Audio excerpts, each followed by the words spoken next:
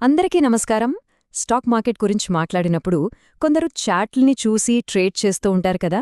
అసలు వాళ్ళేం చూస్తున్నారా చాట్లో? భవిష్యత్తునేమైనా అంచనా వేస్తున్నారా, లేకపోతే జనం ఎటు వెళ్తే అటు వెళ్తున్నారా? రండి, ఈరోజు మనం టెక్నికల్ అనాలిసిస్ లోతుల్లోకి వెళ్ళి ఆ రహస్యాలేంటో తెలుసుకుందాం. ఒక్కసారి ఆలోచించండి. మార్కెట్లో వేలకి వేల కంపెనీలున్నాయి. మరి వాటిలో ఏ స్టాక్ కొనాలి, ఏది అమ్మాలి అని ఒక ఇన్వెస్టర్ ఎలా డిసైడ్ అవుతారు? ఈ ప్రశ్నకు సమాధానం వెతుక్కుంటూ వెళ్తే మనకు ముఖ్యంగా రెండు దారులు కనిపిస్తాయి. ఈ రెండు దారుల మధ్య తేడాని ఒక సింపుల్ ఉదాహరణతో అర్థం చేసుకుందాం. అనుకోండి, మనం ఒక ఫుడ్ స్ట్రీట్కి వెళ్ళాం. అక్కడ ఫండమెంటల్ అనాలిసిస్ చేసేవాళ్ళేం చేస్తారంటే, ప్రతి స్టాల్కి వెళ్ళి వాళ్ళు వాడే సరుకులెలా ఉన్నాయి, వంట శుభ్రంగా చేస్తున్నారా లేదా అని అన్ని చెక్ చేసి అప్పుడు బెస్ట్ స్టాల్ని ఎంచుకుంటారు. కానీ టెక్నికల్ అనాలిసిస్ చేసేవాళ్లు ఇంత కష్టపడరు. సింపుల్గా చూస్తారు, ఏ స్టాల్ దగ్గర జనం ఎక్కువగా ఉన్నారో అక్కడికి వెళ్ళిపోతారు. ఎందుకంటే వాళ్ల నమ్మకమేంటంటే, జనం ఎక్కువగా ఉన్నారంటే అక్కడేదో విషయం ఉండే ఉంటుంది అని. సరే, ఈరోజు మనం పూర్తిగా జనాన్ని అనుసరించే పద్ధతి గురించి మాట్లాడుకోబోతున్నాం. అవును, అదే టెక్నికల్ అనాలిసిస్. ఎందుకంటే దీనికి గుండెకాయలాంటిది ఇదే. ఇది కేవలం పద్ధతి కాదు, మార్కెట్ యొక్క సైకాలజీని, అంటే జనాల మనస్తత్వాన్ని అర్థం చేసుకునే ఒక ఆర్ట్. సింపుల్గా చెప్పాలంటే, టెక్నికల్ అనాలిసిస్కి కంపెనీ లాభాల్లో ఉందా, నష్టాల్లో ఉందా, అసలా కంపెనీ ఏం చేస్తుంది అనే విషయాలతో పెద్దగా పనిలేదు. వాళ్ల ఫోకస్ అంతా ఒకటే, ఆ స్టాక్ చార్ట్ మీద. కొనేవాళ్లకి అమ్మేవాళ్లకి మధ్య ఏం జరుగుతుంది, వాళ్ల మధ్య జరుగుతున్న ఆ పోరాటాన్ని గమనించడమే టెక్నికల్ అనాలిసిస్. నిజానికి ప్రతి చార్ట్ మనకు ఆ కథను ఒక సినిమాలాగా చూపిస్తుంది. అయితే ఈ పద్ధతి కొన్ని నమ్మకాల మీద ఆధారపడి పనిచేస్తోంది. వీటిని టెక్నికల్ అనాలిసిస్ యొక్క మూల స్తంభాలు అని కూడా అనొచ్చు. మొదటిది, మార్కెట్కి అన్నీ తెలుసు, ఏ న్యూస్ వచ్చినా అది వెంటనే ధరలో కలిసిపోతోంది.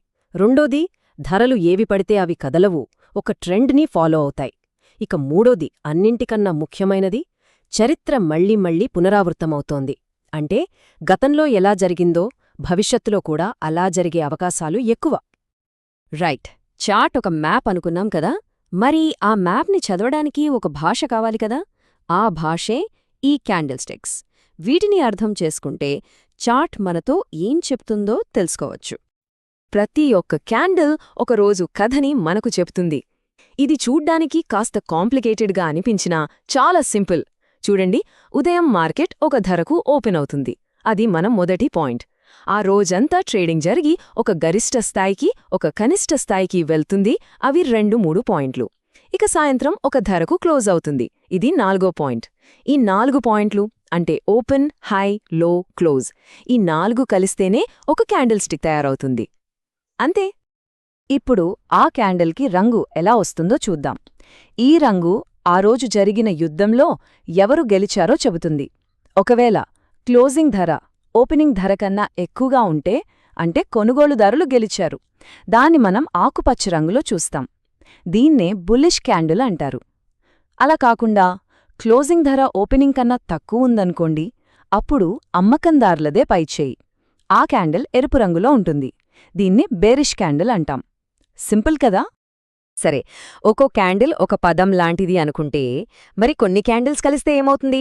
ఒక వాక్యం లేదా ఒక కథ తయారవుతుంది కదా. వీటినే మనం ప్యాటర్న్లు అంటాం.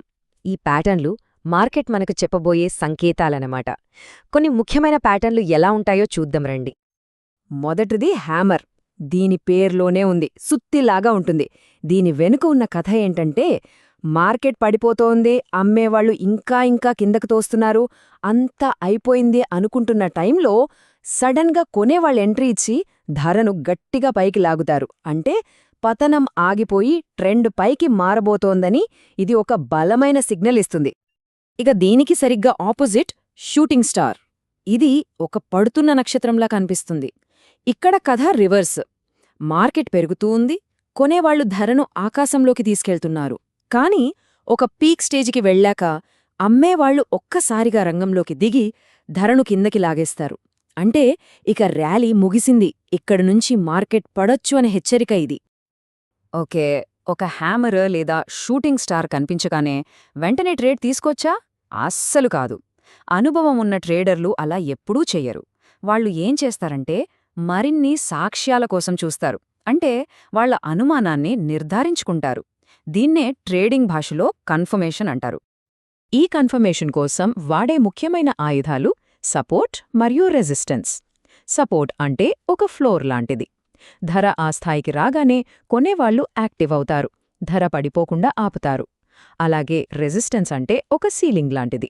ధర ఆ స్థాయికి వెళ్లంగానే అమ్మేవాళ్లు రంగంలోకి వస్తారు. ఇవి గతంలో కొనేవాళ్లకి అమ్మేవాళ్లకి మధ్య భీకరమైన యుద్ధాలు జరిగిన ప్రాంతాలన్నమాట. అందుకే ఒకప్పుడు రెసిస్టెన్స్గా ఉన్న గోడ బద్దలైతే అదే కొత్త ఫ్లోర్గా అంటే సపోర్ట్గా మారుతుంది. ఇంకొక చాలా ముఖ్యమైన కన్ఫర్మేషన్ వాల్యూమ్. వాల్యూమ్ అంటే ఏమీ లేదు, ఆ రోజు ఎంతమంది ఆ ట్రేడింగ్లో పాల్గొన్నారు అని చెప్పే ఒక మీటర్. సింపుల్గా ఆలోచించండి. ధర బాగా పెరిగింది, కానీ వాల్యూమ్ చాలా తక్కువగా ఉంది. అంటే ఏంటి? ఆ పెరుగుదలలో జనం పెద్దగా పాల్గొనలేదు. అది బలహీనమైన కదలిక. అదే ధర పెరుగుదలతో పాటు వాల్యూమ్ కూడా భారీగా ఉందనుకోండి, అప్పుడు ఆ కదలికకు బలముందని, జనం దాన్ని నమ్ముతున్నారని అర్థం. అద్భుతం! మన దగ్గర ఇప్పుడు ప్యాటర్న్లున్నాయి. సపోర్ట్, రెసిస్టెన్స్ ఉంది, వాల్యూమ్ కూడా ఉంది. మరి వీటన్నిటినీ కలిపి ఒక ట్రేడ్ నిర్ణయానికి ఎలా రావాలి? దానికోసం ఒక క్రమశిక్షణతో కూడిన సిస్టమ్ కావాలి. ఇక్కడే వస్తుంది అసలైన విషయం, రిస్క్ మేనేజ్మెంట్. ఏ ట్రేడ్ తీసుకున్నా అందులో గెలుపు కన్నా ముఖ్యమైనది నష్టాన్ని కంట్రోల్ చేయడం. అందుకోసం రివార్డ్ టు రిస్క్ రేషియోని చూస్తారు. అంటే ఈ ట్రేడ్లో మనము ₹1 నష్టపోయే అవకాశం ఉంటే కనీసం ₹2 లాభం వచ్చే అవకాశం ఉందా అని లెక్క వేసుకోవడం. ఆ లెక్క సరిపోతేనే ముందుకు వెళ్తారు, లేకపోతే ఆ ట్రేడ్ని వదిలేస్తారు. అంతే. సో ఒక ప్రొఫెషనల్ ట్రేడర్ ట్రేడ్ తీసుకునే ముందు వాళ్ళ చెక్లిస్ట్ ఎలా ఉంటుందంటే, నంబర్ 1, మనకు తెలిసిన మంచి క్యాండిల్ స్టిక్ ప్యాటర్న్ ఏదైనా ఏర్పడిందా? నంబర్ 2, దానికి సపోర్ట్ లేదా రెసిస్టెన్స్ నుంచి కన్ఫర్మేషన్ దొరికిందా? నంబర్ 3, ఈ కదలికకు వాల్యూమ్ సపోర్ట్ చేస్తోందా? ఇక ఫైనల్గా నంబర్ 4, రివార్డ్ టు రిస్క్ మనకు అనుకూలంగా ఉందా? ఈ 4 ప్రశ్నలకి ఎస్ అని సమాధానం వస్తేనే వాళ్ళు ట్రేడ్ బటన్ నొక్కుతారు. ఒక్క విషయం మనం ఎప్పుడూ గుర్తుంచుకోవాలి, టెక్నికల్ ఎనాలిసిస్ అనేది ఏదో భవిష్యత్తును చెప్పే మ్యాజిక్ కాదు. అదొక క్రిస్టల్ బాల్ అంతకన్నా కాదు. ఇది కేవలం ప్రాబబిలిటీస్ని, అంటే అవకాశాలను మనకు అనుకూలంగా మార్చుకునే ఒక స్కిల్. ప్రాక్టీస్, క్రమశిక్షణతో మాత్రమే ఈ కళలో రాణించగలం. మరి ఈ విశ్లేషణను ముగించే ముందు ఒక చిన్న ప్రశ్న. టెక్నికల్ ఎనాలిసిస్ నిజంగా భవిష్యత్తును అంచనా వేస్తోందా? లేకపోతే మార్కెట్లో పాల్గొంటున్న లక్షలాది మంది ప్రజల యొక్క ఆశలను, భయాలను, అత్యాశలను కేవలం ఒక చార్ట్ రూపంలో మన కళ్ల ముందు పెడుతోందా? అంటే అది భవిష్యత్తుని కాదు, వర్తమాన మనస్తత్వాన్ని కొలుస్తోందా? దీని గురించి ఆలోచించండి.